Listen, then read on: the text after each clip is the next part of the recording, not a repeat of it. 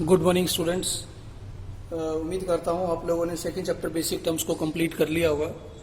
एक बार मैं second chapter basic terms के बारे में ही आपको कुछ बताता हूँ और उसके बाद आज हम हमारा नया चैप्टर अकाउंटिंग इक्वेशन का करेंगे, ठीक है। लेकिन अकाउंटिंग इक्वेशन सारा का सारा आपका सेकंड चैप्टर बेसिक टर्म्स के ऊपर ही डिपेंड कर, ठीक है। तो आपने अभी तक जो है बेसिक चैप्टर में यानी कि सेकंड टर्म्स जो बेसिक चैप्टर है आपका सेकंड चैप्टर, उसमें आपने किन किन चीज़ों को पढ़ा है मैं एक बार थोड़ा सा आपको रिवाइज करा देता हूँ, जिससे कि आपको ये अकाउंटिंग इक्वेशन का चैप्टर करने में दिक्कत नहीं आएगी। देखिए, वहाँ आपने एसेट्स के बारे में पढ़ा है, ठीक है, और आपने वहाँ लायबिलिटी के बारे में पढ़ा है और कैपिटल के बारे में आपने क्या किया है, रीड किया है। एक एक करके मैं आपको सभी डिफाइन करता हूँ। पहले मैं आपके सामने चलता हूँ एसेट्स को लेकर के। देखिए, आपने एसेट्स में क्या क्या रीड किया है अभी तक। एसेट चाहिए आपकी टेंजेबल हो चाहे इनटेंजेबल हो, चाहे आपकी करंट एसेट हो और चाहे नॉन करंट एसेट हो, ठीक है। अगर मैं बात करता हूँ सबसे पहले आपकी करंट एसेट की, तो उसमें आपने कैश के बारे में पढ़ा, बैंक बैलेंस के बारे में पढ़ा, क्लियर। फिर आपने डेटर के बारे में पढ़ा, बिल्स रिसीवेबल के बारे में पढ़ा, प्रीपेड एक्सपेंस के बारे में पढ़ा, स्टॉक के बारे में आपने रीड किया, जिसे आप लोग इन्वेंट्री भी बोल देते हैं, क्लियर। तो ये सब आपने करंट एसेट्स को आपने वहां रीड किया। और इसके अलावा नॉन करंट एसेट में आपने प्लांट के बारे में रीड किया, बिल्डिंग के बारे में पढ़ा, फर्नीचर के बारे में पढ़ा, मशीनरी के बारे में पढ़ा, फ्री होल्ड, प्रीमाइस, ये भी हमारी एक तरह की फिक्स एसेट होती है, इसके बारे में आपने रीड किया। फिर आपने इनटेंजेबल एसेट्स के बारे में रीड किया, like goodwill, patents, copyrights, trademark, इन सब चीज़ों के बारे में आपने वहाँ रीड किया। ये सारी की सारी हमारी क्या होती है, एसेट होती है, क्लियर। फिर आपने वहाँ पढ़ा लायबिलिटी के बारे में, like bills payable,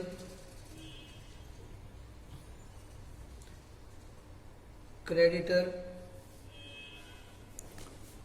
bills payable के बारे में, क्रेडिटर के बारे में, बैंक ओवरड्राफ्ट,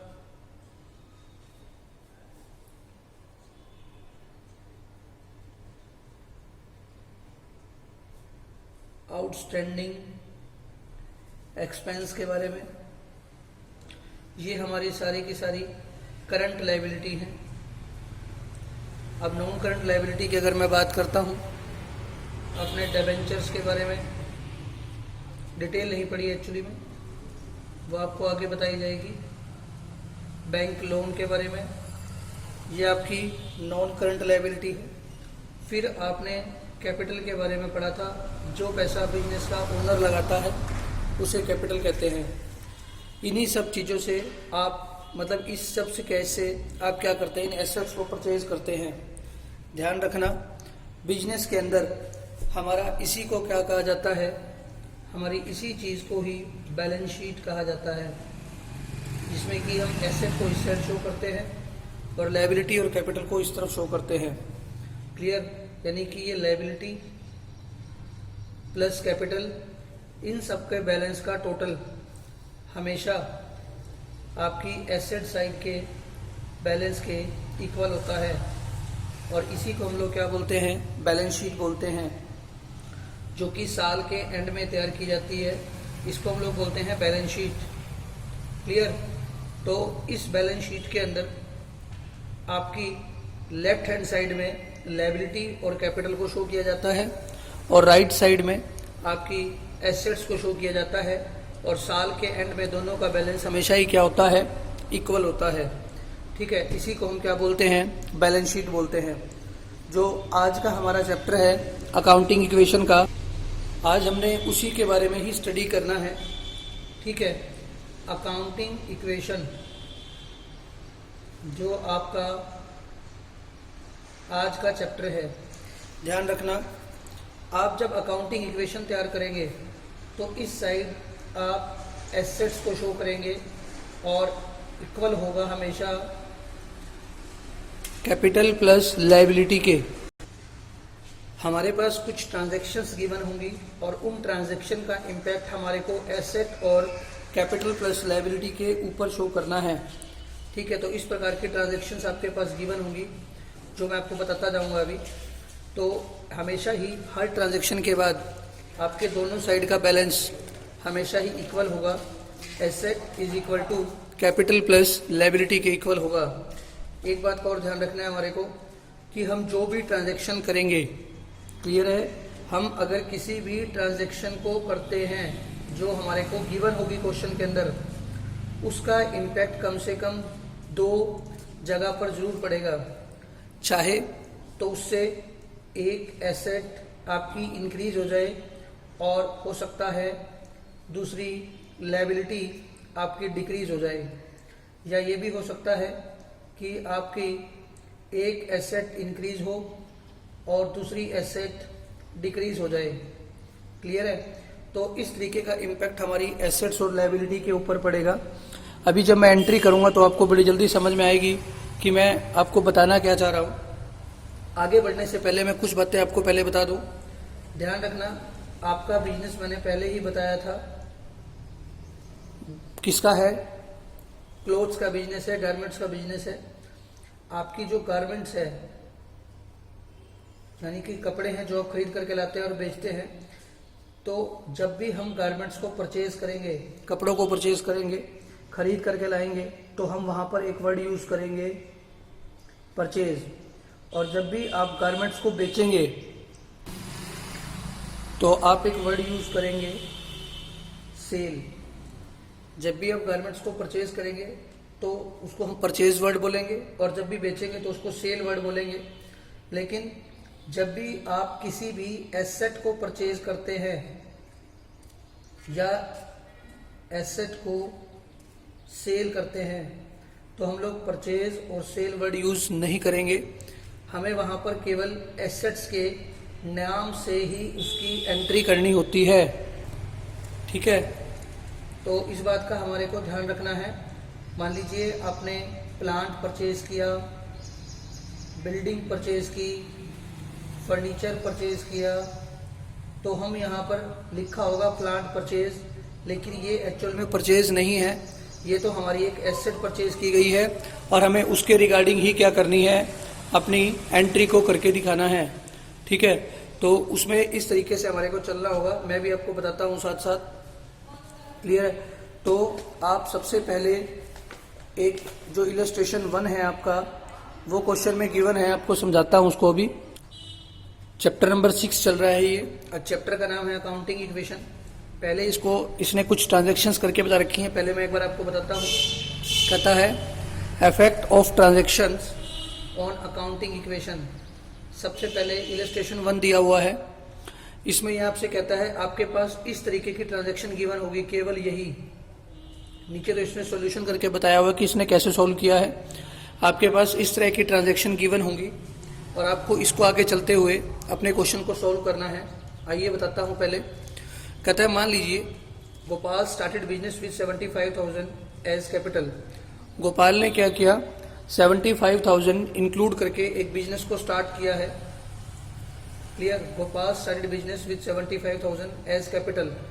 गोपाल ने एक बिजनेस स्टार्ट किया 75,000 लगा करके एज कैपिटल, यानी कि गोपाल ने बिजनेस को 75,000 रुपीज़ दिए। एक बात का ध्यान रखना, जब भी आप इस प्रकार के ट्रांजैक्शन करते हैं आप ये मानेंगे कि बिजनेस और गोपाल दोनों अलग अलग व्यक्ति हैं।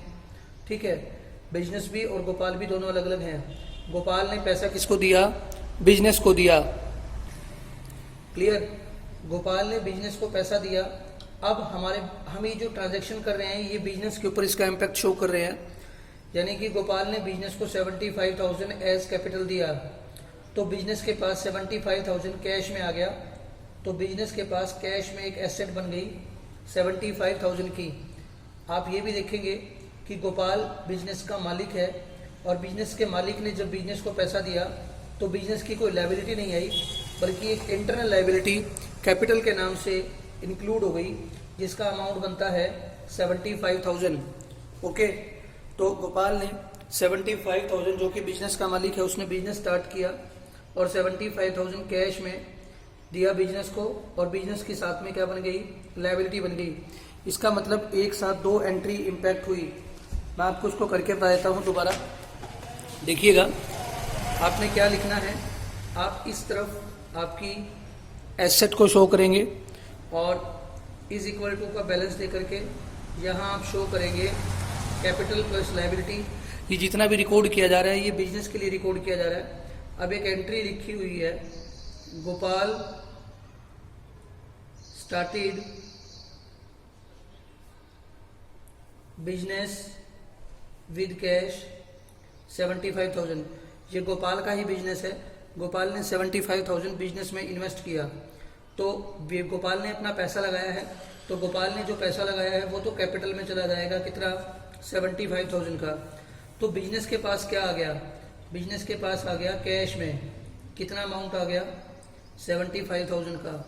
तो ये आपकी पहली ट्रांजैक्शन क्या हो गई, कंप्लीट हो गई, और आप इस 75,000 को नीचे शो करेंगे एज कैपिटल में। पहली ट्रांजैक्शन कंप्लीट हो गई, तो आप इसको बंद कर देंगे, इस लाइन को यहाँ, और नीचे टोटल कर देंगे। हर एंट्री के बाद आपका बैलेंस क्या रहेगा, इक्वल रहेगा। आप देख सकते हैं ये बैलेंस आपका क्या है, इक्वल है। अब इसके बाद आपके पास सेकंड ट्रांजैक्शन गिवन होगी। कहता है सेकंड ट्रांजैक्शन में आपके पास लिखा हुआ है Gopal purchased furniture for cash. Entry लिखी हुई है गोपाल परचेज्ड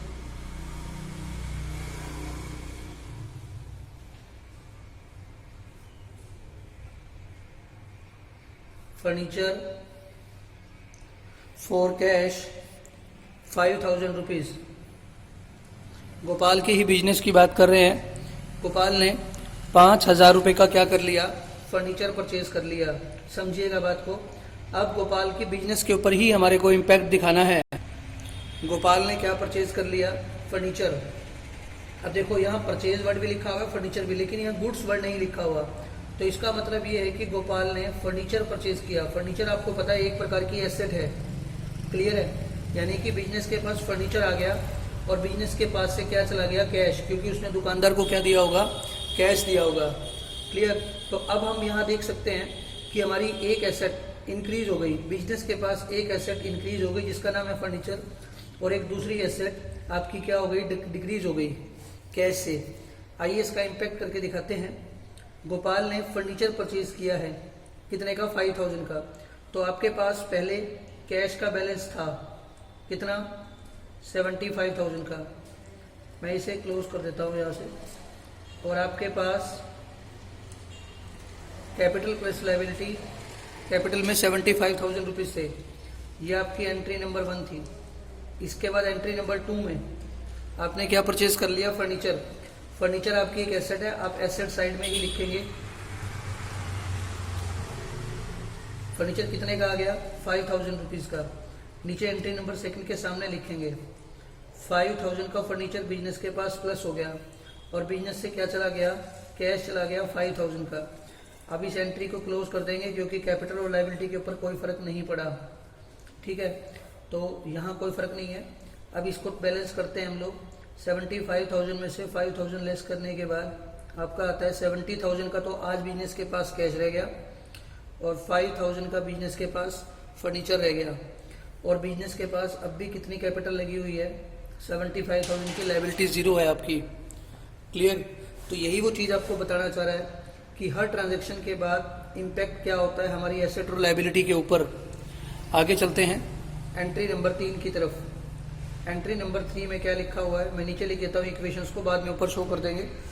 कहता है Gopal purchase goods for cash आपकी एंट्री नंबर जो 3 है उसका लिखा हुआ है गोपाल परचेज गुड्स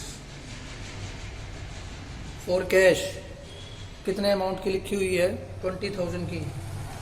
अब आप देख सकते हैं कि गोपाल ने गुड्स को परचेज किया है। जब भी बिजनेस में हम गुड्स को परचेज करते हैं तो वहाँ परचेज लिखते हैं।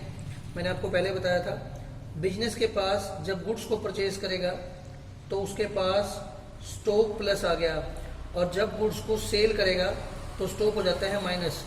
स्टॉक भी आपको पता है एक प्रकार की एसेट है, तो यहाँ स्टॉक तो प्लस हो गया और कैश में परचेज किया है तो कैश आपका क्या हो गया? माइनस हो गया। क्लियर?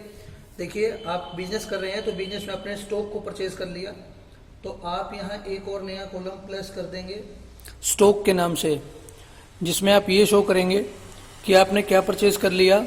स्टॉक परचेज कर लिया।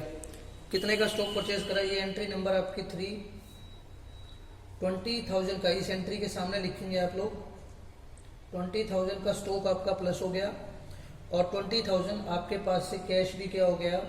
माइनस हो गया, क्योंकि कैश चला गया और स्टॉक आ गया।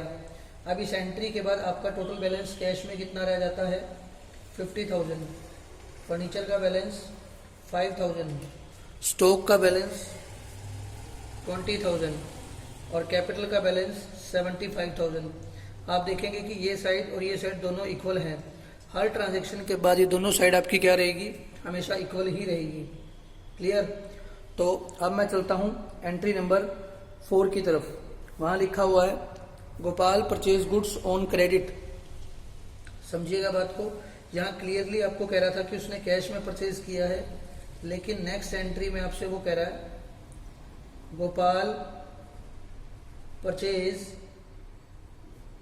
Goods on credit for ₹16,000। Gopal ने 16,000 की गुड्स को परचेज किया है। अब देखिए, दोबारा से उसने गुड्स को परचेज किया तो आप समझ सकते हैं कि आपके पास क्या प्लस हो गया? स्टॉक प्लस हो गया। और अब आपने क्रेडिट पे परचेज किया है, क्रेडिट का मतलब उधार में लिया है, तो आपकी लायबिलिटी क्या हो गई? प्लस हो गई, क्योंकि आपने कैश यहाँ पर नहीं दिया। क्लियर है? यहाँ पर क्लियरली लिखा हुआ है Gopal purchase goods on credit. यहाँ हर क्वेश्चन में आपको क्लियरली बताएगा कि उसने कैश में परचेज किया है या क्रेडिट पे परचेज किया है। तो यहाँ उसने गुड्स परचेज किया है क्रेडिट पे। मतलब ये हुआ कि आप कुछ सामान खरीद के लाए हैं और वो सामान किस में? उधार में परचेज करके लाए हैं। तो आपके पास स्टॉक आ गया 16,000 का। आप क्या लिखेंगे?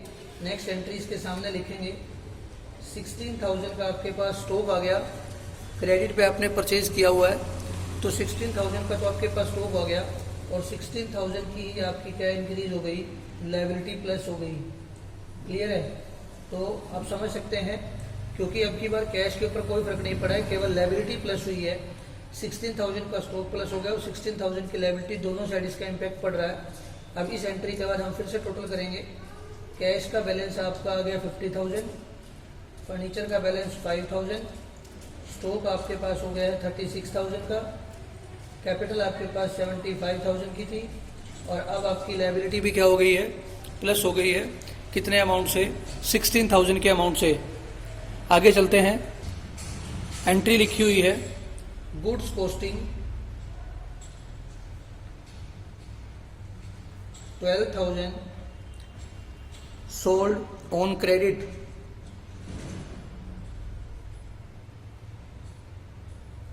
₹50,000। लाइन को समझिए।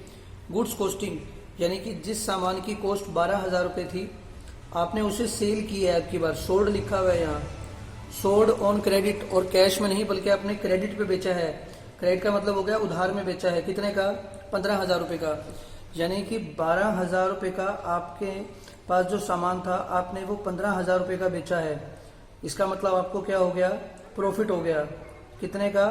3,000 रुपीज़ का। तो आप क्या लिखेंगे कि आपके पास से स्टॉक कितने का चला गया है? 12,000 का। 12,000 का स्टॉक आपके पास से गया और 15,000 रुपये में बिका है। तो 15,000 रुपये में कैश में नहीं बिका बल्कि क्रेडिट पे बेचा है। तो आपने सामने वाली पार्टी से 15,000 रुपये लेने हैं, तो वो आपका क्या बन गया? डेटर, पीछे वाली एंट्री में आपने क्रेडिट पे परचेज किया था तो आपकी लायबिलिटी बन गई थी। क्लियर है? जिस लायबिलिटी को आप शो करते हो क्रेडिटर के नाम से, ओके है। तो इस लायबिलिटी में आपके पास क्या बन गया, यहाँ लायबिलिटी की बनी थी जो उसका नाम नहीं लिखा हमने, नाम लिख देते हैं यहाँ पर हम लोग। हमारी बनती है यहाँ पर क्रेडिटर, और इस एंट्री के अंदर आपने सामान बेचा है तो पैसे लेने हैं। जब आप किसी को क्रेडिट पे गुड्स को सेल करते हैं तो सामने वाली पार्टी से पैसे लेने होते हैं, तो वो हमारा बन जाता है डेटर। तो आपने 12,000 का स्टॉक 15,000 में सेल किया है, तो आपने उससे 15,000 लेने हैं, तो 15,000 का आपके पास एक नई एसेट बन जाएगी जिसको आप शो करोगे किसमें, डेटर में। कितने की?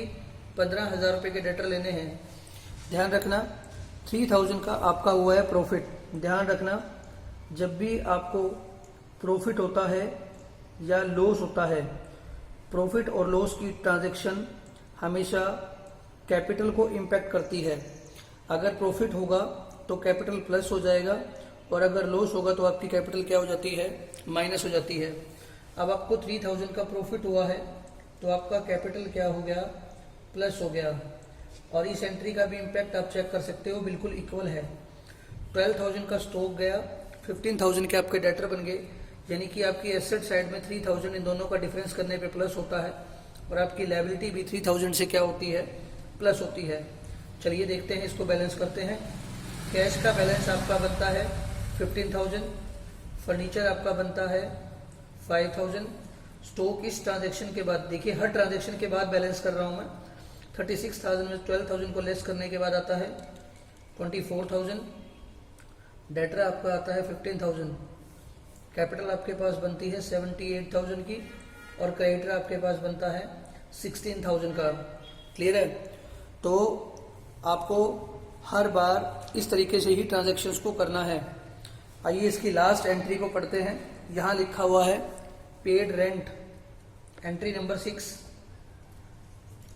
एंट्री नंबर 6 यहाँ लिखा हुआ है पेड रेंट 1,000। ध्यान रखना जब भी कोई एक्सपेंडिचर हो, एक्सपेंडिचर हम इसे बोलते हैं, जैसे रेंट को पे करना, कमीशन को पे करना, इलेक्ट्रिसिटी बिल को पे करना, वेजिस को पे करना, सैलरी को पे करना, ये हमेशा क्लियर लिखा होगा कि पेड रेंट। यहाँ पर हमारे को अलग से कैश लिखे होने की जरूरत नहीं है, हम खुद ही समझ आएंगे कि ये कैश में या बैंक से दिया होगा। अगर बैंक से पे किया होगा तो क्लियरली बैंक लिखेगा, वरना हर जगह लिखा होगा पेड, तो इसका मतलब है हमने कैश में पे किया है। ये आपका एक प्रकार का एक्सपेंस होता है, ठीक है, एक्सपेंस है। तो इसका इम्पैक्ट हमारे दो जगह पड़ता है। एक तो हमारा क्या हो जाएगा, कैश माइनस हो जाएगा, और दूसरी हमारी कैपिटल क्या हो जाएगी, माइनस हो जाएगी। क्लियर है? एक्सपेंस हमेशा हमारी कैपिटल के ऊपर इम्पैक्ट डालती है। अब आप इसने रेंट पे किया है 1,000 का, तो आपका एक तो कैश माइनस हो जाएगा 1,000 से, और दूसरा हमारी कैपिटल माइनस हो जाएगी 1,000 से। इसके बाद हम इन सब का क्या कर लेंगे, बैलेंस कर लेंगे। बैलेंस करने के बाद सिर्फ हमारे को ये पता लग गया कि कैश का बैलेंस 49,000 आ गया, कैपिटल का 77,000 आ गया, फर्नीचर हमारे पास 5,000 का, सब कुछ यहीं आएगा, तो जगह नहीं है तो मैं इसे ऐसे लिख देता हूँ। अब इसके बाद हम लोग क्या करेंगे, इसकी बैलेंस शीट तैयार करेंगे। ठीक है,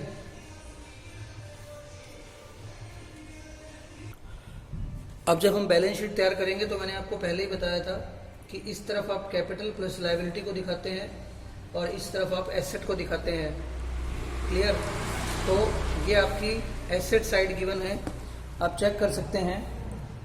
आपका कैश का बैलेंस सभी ट्रांजैक्शंस के बाद 49,000 का है, फर्नीचर का बैलेंस सभी ट्रांजैक्शन के बाद 5,000 का है, स्टॉक का बैलेंस सभी ट्रांजैक्शन के बाद 24,000 का है, इसी प्रकार डेटर का बैलेंस सभी ट्रांजैक्शन के बाद 15,000 का है।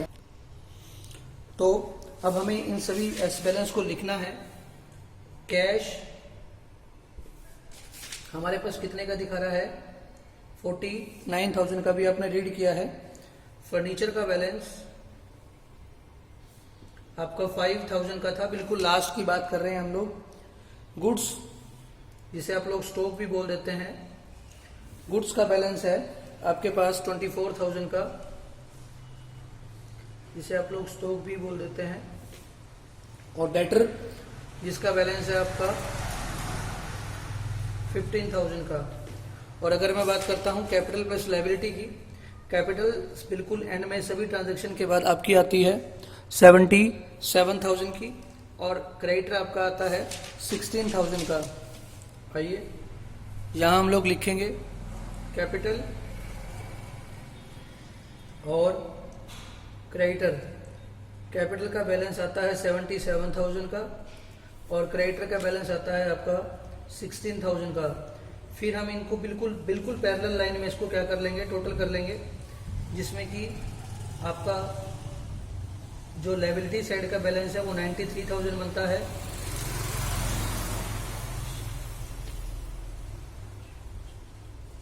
और एसेट साइड का बैलेंस भी 93, उसको डबल लाइन से हम लोग क्या कर देंगे, बंद कर देंगे।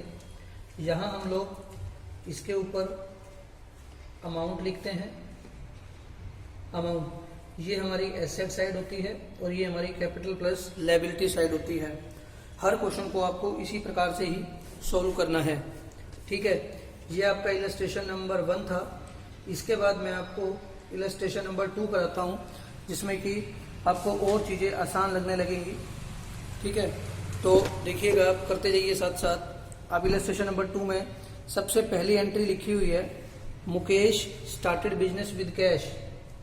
मैं इस तरफ आपकी एंट्री लिख देता हूँ और उस पेज पर आपका क्वेश्चन सॉल्व कर देंगे। मुकेश पहली एंट्री लिखी हुई है, स्टार्टेड बिजनेस विद कैश। ऊपर क्वेश्चन में क्लियरली लिखा हुआ है, show the accounting equation on the basis of the following transactions and prepare a balance sheet on the basis of the new transactions या न्यू इक्वेशंस। मुकेश ने business start किया है कितने अमाउंट से, 80,000 से, ठीक है। अब मुझे इस ट्रांजैक्शंस को शो करना है। कैसे शो करूंगा मैं? मुकेश ने 80,000 से बिजनेस को स्टार्ट किया है। अब आपको ये पता है कि मुकेश ने बिजनेस स्टार्ट किया, यानी कि मुकेश ने बिजनेस को पैसा दिया 80,000 का, तो बिजनेस की 80,000 में तो एसेट हो गई, कैश में आया है, और साथ में बिजनेस को क्या करना है, मुकेश को कैपिटल की फॉर्म में, साथ साथ उसकी इंटरनल लायबिलिटी भी क्या हो जाती है, क्रिएट हो जाती है। तो आप क्या लिखेंगे, इस तरफ तो सारी की सारी एसेट शो करेंगे और इस तरफ आप क्या शो करेंगे, कैपिटल प्लस लायबिलिटी को शो करेंगे। अब आपके पास कैश में कितना पैसा आ गया, 80,000, और साथ में कैपिटल का बैलेंस कितना आ गया, 80,000 का, और आपकी फर्स्ट ट्रांजैक्शन कंप्लीट हो गई। इसके बाद आप इस ट्रांजैक्शन को बंद कर देंगे और इसका टोटल लिख देंगे कि पहली ट्रांजैक्शन के बाद हमारा जो बैलेंस है वो 80,000 का है। फिर मैं ट्रांजैक्शन नंबर 2 की तरफ जाऊंगा और ट्रांजैक्शन नंबर 2 में लिखा हुआ है, purchase goods for cash.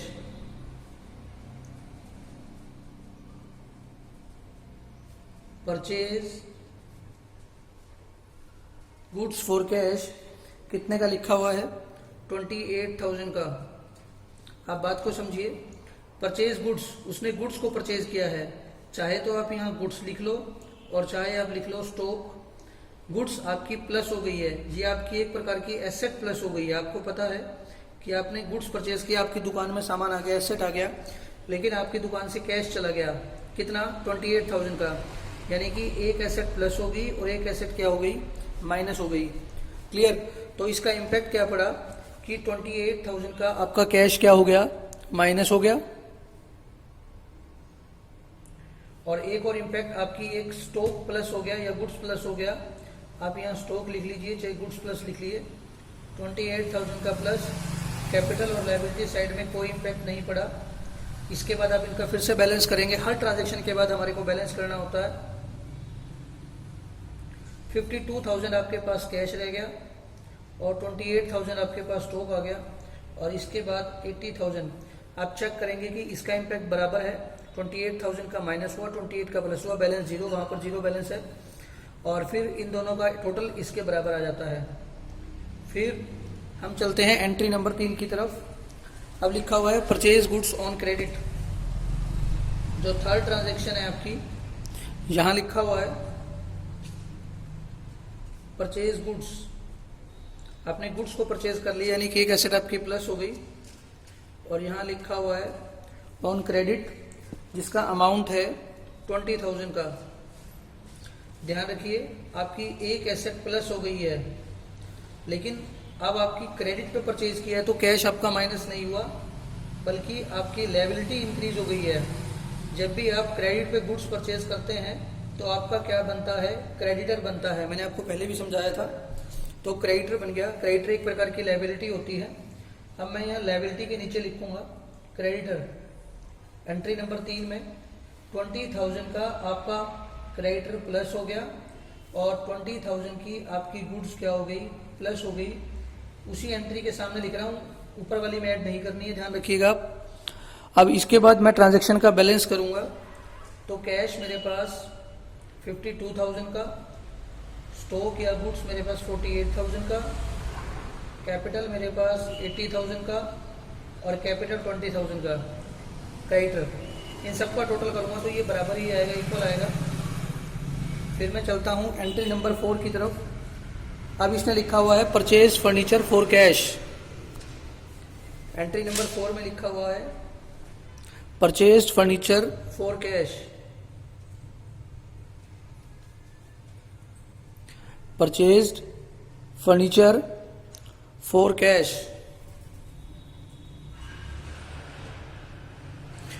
Amount इसने दिया हुआ है हमारे को 6,000 रुपीज का। अब देखिए, परचेज वर्ड की तरफ मत जाइए, आप ये देखिए कि इसने फर्नीचर को परचेज किया है। फर्नीचर आपको पता है टेंजेबल एसेट होती है, नॉन करंट एसेट होती है। फर्नीचर प्लस हो गया आपका और कैश आपका क्या हो गया, माइनस हो गया। तो अब परचेज का स्टॉक पे फर्क नहीं पड़ेगा, बल्कि एक नई एसेट आपके साथ जुड़ जाएगी जिसका नाम होगा फर्नीचर। कितने का, 6,000 का आपने फर्नीचर परचेज कर लिया और कैश में से 6,000 आपका क्या हो गया, माइनस हो गया।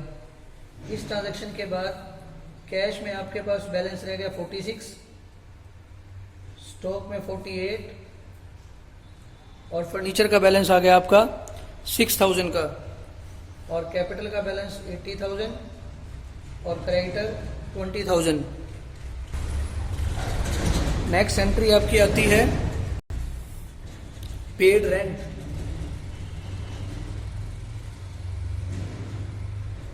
पेड रेंट का अमाउंट लिखा हुआ है 2,000 रुपीज। बात को समझिएगा। रेंट, पहले आप रेंट को समझिए कि क्या है। रेंट एक प्रकार का एक्सपेंस होता है। आपने रेंट पे किया है 2,000 का, तो आपके पास से कैश में से क्या हो गया, माइनस हो गया 2,000। रेंट मैंने आपको बताया था, जब भी कोई एक्सपेंस आता है या इनकम आती है तो उसका जो इम्पैक्ट है वो आपका कैपिटल के ऊपर पड़ता है। इनकम और एक्सपेंस का इम्पैक्ट आपका कैपिटल के ऊपर पड़ता है। एक्सपेंस एक रेंट है, रेंट एक एक्सपेंस है, तो इसकी वजह से आपकी कैपिटल क्या हो गई, 2,000 से माइनस, और आपका साथ में कैश भी क्या हो गया, 2,000 से माइनस हो गया। इस एंट्री के बाद कैश में आपके पास बैलेंस रह जाता है 44,000 का, स्टॉक 48 का, फर्नीचर 6,000 का, कैपिटल 78,000 का और क्रेडिटर 20,000 का। ये आपकी एंट्री नंबर 5 थी। क्लियर। फिर आता है एंट्री नंबर 6। इसमें लिखा हुआ है रिसीव कमीशन। देखो अब यहाँ रिसीव वर्ड लिखा हुआ, वहां पेड था, यानी कि यहाँ से कैश गया था और यहाँ रिसीव में कैश आया है। और कमीशन हमारे लिए एक प्रकार की इनकम होती है, ठीक है। तो कमीशन आया है तो हमारा एक तो कैश क्या हो जाएगा, प्लस हो जाएगा, और दूसरा मैंने बताया था इनकम का इम्पैक्ट आपका कैपिटल के ऊपर पड़ता है, आपकी कैपिटल भी क्या हो जाएगी, प्लस हो जाएगी। ओके, तो कमीशन का अमाउंट कितना है आपका, 500 रुपीज का है। तो 500 से आपका कैश प्लस हो गया और 500 से आपका कैपिटल भी क्या हो गया, प्लस हो गया। और फिर से हमारे वर्क का टोटल करना है। हर एंट्री के बाद जो बैलेंस हमारे पास गिवन होता है 44,000 में 500 जोड़ेंगे तो 44,500, स्टॉक 48,000 का, फर्नीचर 6,000 का, कैपिटल 78,500 का और क्रेडिटर 20,000 का। ठीक है, अब चलते हैं नेक्स्ट एंट्री की तरफ। एंट्री नंबर 7, जहां लिखा हुआ है withdraw cash for private use. Withdraw cash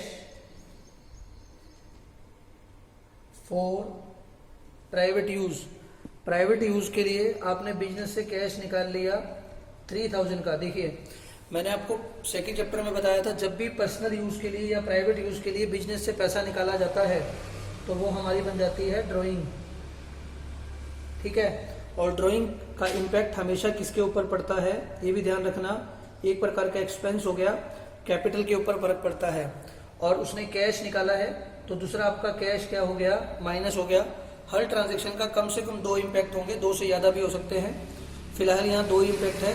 एक तो आपका कैश माइनस हो गया कितने अमाउंट से, 3000 से, और दूसरा क्या माइनस हो गया, कैपिटल हमारी माइनस होगी कितने अमाउंट से, 3000 से माइनस हो गई। क्लियर। तो कैश का इम्पैक्ट जो बन गया 41,500, स्टॉक का बैलेंस 48,000, फर्नीचर का बैलेंस 6,000, कैपिटल का बैलेंस 75,500 और क्रेडिटर का बैलेंस 20,000। क्लियर। तो अब इसकी एंट्री समझ में आ गई होगी कि उसने विड्रॉ कैश किया प्राइवेट यूज के लिए। प्राइवेट का मतलब हो गया उसने ड्राइंग किया, और ड्राइंग का इम्पैक्ट हमारा क्या होता है, एक तो हमारी कैश के ऊपर और दूसरा हमारी कैपिटल के ऊपर इम्पैक्ट पड़ेगा, जिसकी वजह से एक तो कैश हमारा लेस हो जाएगा और दूसरा हमारा कैपिटल क्या हो जाएगा, लेस हो जाएगा। नेक्स्ट एंट्री आती है एंट्री नंबर 8। यहाँ लिखा हुआ है sold goods on credit, bracket में लिखा हुआ है कॉस्ट प्राइस 30,000। बता देता हूं आपको, sold goods on credit,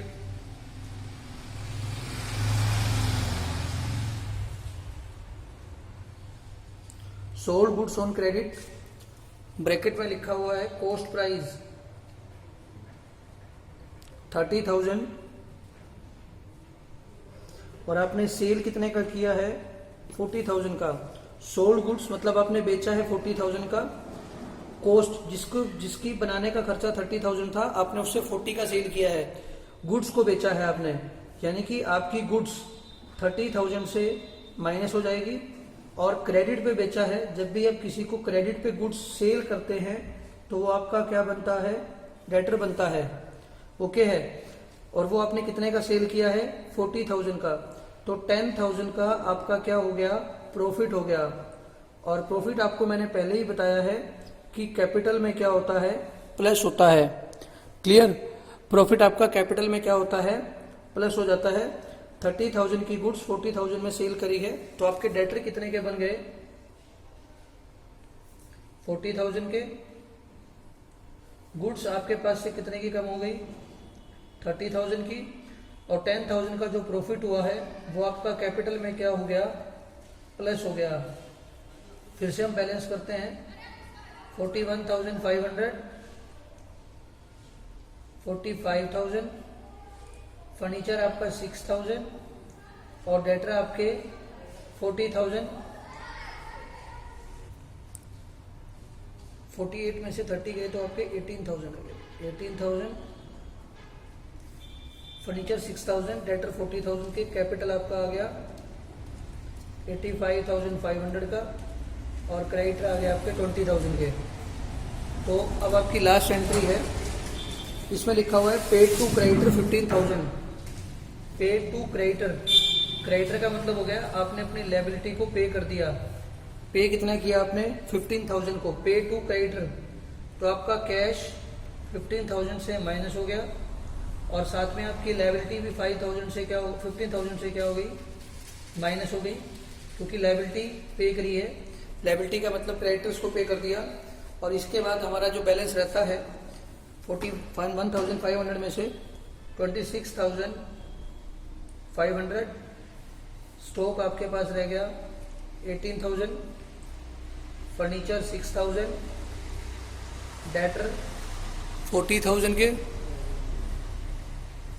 capital आपके पास रह गई 85,500 और क्रेडिटर आपके पास रह गए 5,000 के। क्लियर। तो ये हमारी एंट्री पूरी हो गई।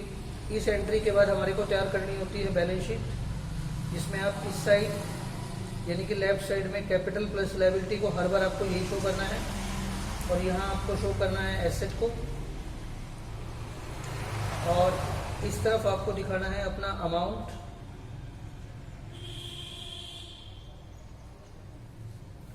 कैश का बैलेंस आपके लास्ट में रह जाता है सारी एंट्री को करने के बाद।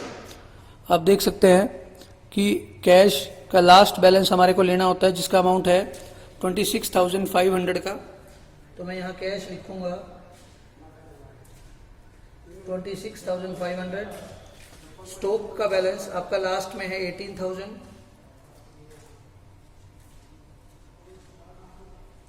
फर्नीचर का बैलेंस आपका लास्ट में गिवन है 6,000। डेटर का बैलेंस आपका लास्ट में गिवन है 40,000। एसेट साइड हमारी कंप्लीट हो गई। अब हमारे को कैपिटल को शो करना है। कैपिटल का लास्ट का बैलेंस है 85,500। क्रेडिटर का लास्ट का बैलेंस है आपका 5,000 का। दोनों को आप टोटल कर लेंगे 90,500 रुपीज़, और इसका भी यही बैलेंस बनेगा 90,500। दोनों इक्वल आ जाएंगी। इसका मतलब हमारा क्वेश्चन क्या है, सही है। क्लियर?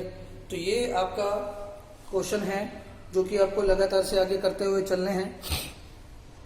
ठीक है, इसका लास्ट क्वेश्चन आपको करा रहा हूं, मतलब अभी इसका इलस्ट्रेशन नंबर 3 है, उसको बताते हैं आपसे। ये क्वेश्चन आपको बड़े आसानी से समझ में आ जाएगा।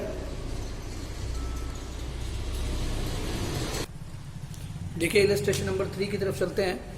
यहाँ लिखा हुआ है started business with cash 1 lakh. पहली एंट्री बिल्कुल आसान है।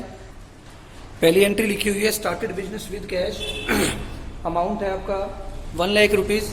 तो आप क्या एंट्री करेंगे, एक तो आपके पास कैश आ जाएगा 1 लाख का, और दूसरा आपके पास कैपिटल आ जाएगा 1 लाख का। सिंपल एंट्री थी।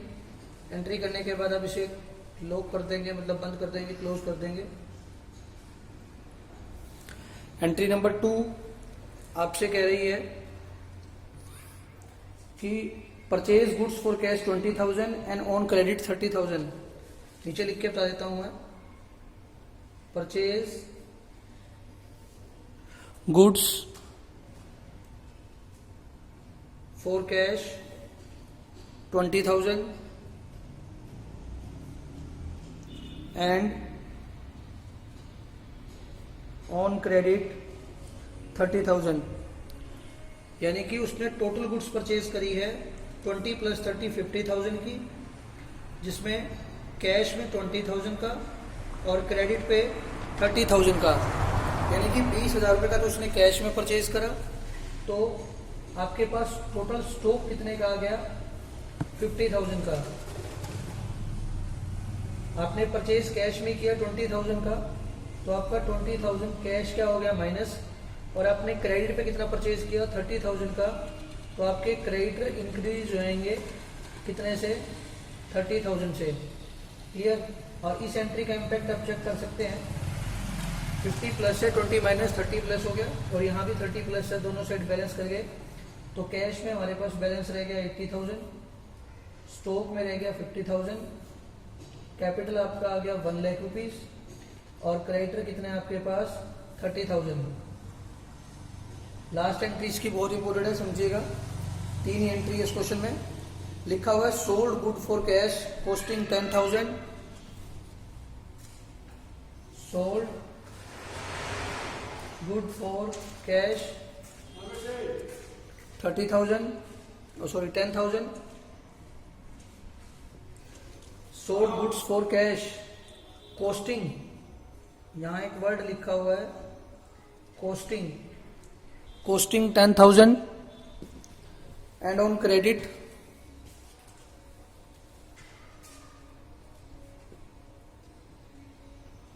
कॉस्टिंग 50,000। और आपने कैश में बेचा 10,000 का, क्रेडिट में बेचा 15,000 का, और इन दोनों को ही आपने बेचा है एट ए प्रॉफिट ऑफ 20%। यानी कि आपका जो सामान था, जो गुड्स थी, जो आपने सेल करी है, उनकी कॉस्ट 10,000 थी, और 15,000 थी, आपने उनको 20% प्रॉफिट पे बेचा है। ध्यान रखना, जब भी आप इस प्रकार के क्वेश्चन सॉल्व करेंगे तो हमारे को एक फॉर्मूला लगाना होता है जिसमें हम लोग लिखते हैं C plus P is equal to S। ठीक है, C का मतलब हो गया आपका कॉस्ट, P का मतलब हो गया आपका प्रॉफिट और S का मतलब हो गया आपका सेल प्राइस। अब देखिए कोस्ट कितना है, देखिए आपको हमेशा लिखा हुआ है एट ए प्रॉफिट ऑफ 20%, जहाँ कुछ भी मेंशन नहीं है तो आप ये मानेंगे at a profit of 20% on cost है। जब कुछ भी गिवन ना हो तो आप क्या मानेंगे, कोस्ट मानेंगे ऑफ 20% ऑन कोस्ट। ध्यान रखिएगा, क्वेश्चन में क्लियरली बोलेगा आपसे, अगर कुछ भी नहीं कह रखा तो आप कोस्ट मान के चलेंगे। तो देखिए अब हमारे को इसने कोस्ट कहा है या कुछ नहीं कहा है तो हम कोस्ट मानेंगे। हम कहेंगे 20% ऑन कोस्ट, जितना प्रॉफिट कहे और किसके ऊपर कह रहा है, कोस्ट। अगर कोस्ट कहेगा तो मैं कोस्ट को क्या मान लूंगा 100 एज्यूम कर लेंगे, और प्रॉफिट कितना है 20%, तो सेल प्राइस कितना हो गया मेरा 120 हो गया। क्लियर। तो अब ये कह रहा है कि 20% हमारे को कोस्ट के ऊपर दिया हुआ है और मेरे को कोस्ट क्वेश्चन में क्या है, गिवन है। ठीक है, और सपोज कीजिए अगर यहां पर 20% ऑन कोस्ट बोल रहा है ये, तो कोस्ट का मतलब होगा कोस्ट 100, प्रॉफिट 20, सेल प्राइस हो गया 120। अब मुझे इस कोस्ट के ऊपर प्रॉफिट निकालना है, क्योंकि इसने ये बोला है क्वेश्चन में कि जितनी आपकी कोस्ट है उसके ऊपर 20%। अब मेरी कोस्ट कितनी है, यहाँ पे मैं यूं एज्यूम करूंगा, अगर कोस्ट मेरी 100 है, if cost is 100 then selling price, sale price कितना है आपका 120 है। If cost is 1 then selling price is 120 by में 100। Clear. And if cost is 50,000, और सॉरी यहाँ 10,000 है, then sale price is 120 by 100 multiply 10,000। तो मैंने इसको सोल्व किया तो मेरा सेलिंग प्राइस आ गया कितने का, 12,000 रुपये का आ गया। ये आपको इसलिए बता रहा हूँ, हालांकि मैं सीधा कर सकता था, लेकिन आगे वाले क्वेश्चनों में आपको दिक्कत आएगी, क्योंकि कई क्वेश्चनों में कोस्ट की बजाय यहाँ आपको सेलिंग प्राइस गिवन होगा, तब हमारे को थोड़ा चेंज करना पड़ेगा। पहले मैं इसी को कंप्लीट कर देता हूँ। सेकंड में भी बोल रहे हैं कि 15,000 था, तो सेम ऐसे ही करेंगे। If cost is 100 then selling price is 120, I mean cost is 1, तो 120 by 100। और अब की बार आपके पास कोस्ट गिवन है 15,000 का, तो मैं इसको सोल्व कर दूंगा, आपके पास आ गया 18,000, यानी कि 15,000 आपकी कोस्ट थी और आपने उसको सेल कितने का किया है 18,000 का, और पहले वाला कोस्ट आपकी 10,000 थी और आपने उसे सेल कितने का किया है 12,000 का। ओके, तो जो आपने 10,000 वाला है वो तो आपने कैश में सेल किया है। 10,000 आपके पास से टोटल स्टॉक कितने का चला गया, 10,000 का स्टॉक तो आपके पास से एक गया और 15,000 का स्टॉक आपके पास से एक गया। जो 10,000 वाला था आपने उसे 12,000 कैश में सेल किया है, तो आपके पास 12,000 कैश में आ गया। 2,000 का आपका प्रॉफिट हुआ, तो आपको पता है कि प्रॉफिट आपका कैपिटल में प्लस होता है। सेकंड वाला आपने 15,000 का 20% प्रॉफिट यानी कि 18,000 का सोल्ड किया और वो क्रेडिट में बेचा है। सेल करते हैं तो हमारे डेटर बन जाते हैं। डेटर हमारे पास 18,000 के आगे, यहाँ आपको 3,000 का प्रॉफिट हुआ, जिसे कि मैं कैपिटल में क्या कर दूंगा, प्लस कर दूंगा, और उसके बाद इनका निकाल लेंगे हम लोग बैलेंस। कैश का 92,000 और स्टॉक हमारे पास से 25,000 का कम हो गया, तो स्टॉक रह गया 25 का। डेटर हमारे पास 18,000 के, कैपिटल हमारे पास 1,05,000 की, और क्रेडिटर हमारे पास 30,000 के। क्लियर। तो ये हमारा पूरा क्वेश्चन सोल्व हो गया, जो इसके बाद मैं बैलेंस शीट बड़े आसानी से तैयार कर सकता हूँ। आपको पता है कि कैपिटल और क्रेडिटर को मैं लेफ्ट साइड में दिखाऊंगा। कैपिटल मेरे पास लास्ट में गिवन है 1,05,000 के और क्रेडिटर गिवन है 30,000 के। कैश मेरे पास गिवन है 92 के। स्टॉक मेरे पास गिवन है 25,000 के, और डेटर मेरे पास गिवन है 18,000 के। तीनों को मैं टोटल कर लूँगा। टोटल करने के बाद मेरा बैलेंस क्या हो जाएगा, मैच कर जाएगा। और जो मैं आपको समझाना चाह रहा था वो ये कि आप जब